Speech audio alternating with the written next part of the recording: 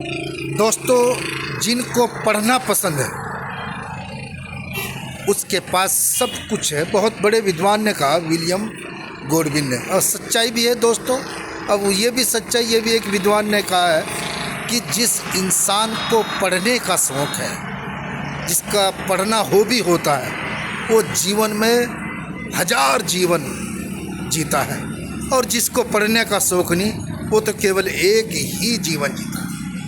और एक बहुत बड़े विद्वान ने कहा है दोस्तों कि books open your minds, broaden your minds and strength you as nothing else can. यानी किताबें, पुस्तकें आपके मस्तिष्क को खोलती है, विस्तार देती है और सबसे अधिक सुरूर करती है। इससे ज़्यादा कोई कर नहीं सकता।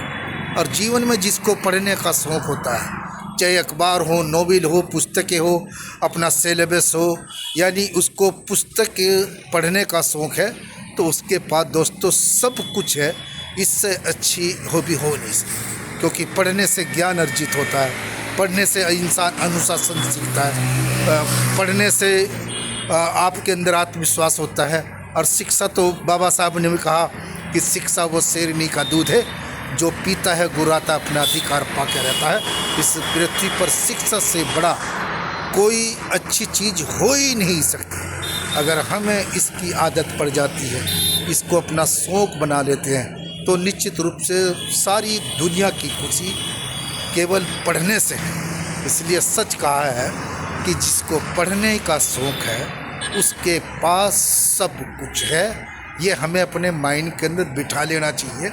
और जिसको पढ़ने का शौक़ नहीं, उसका जीवन बिल्कुल दुर्भर जीवन है, उसके पास कुछ नहीं होता।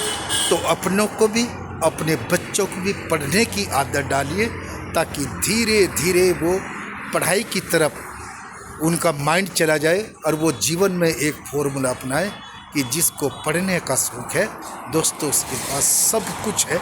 इससे अच्छी कोई खुशी की बात हो ही नहीं सकती। धन्यवाद।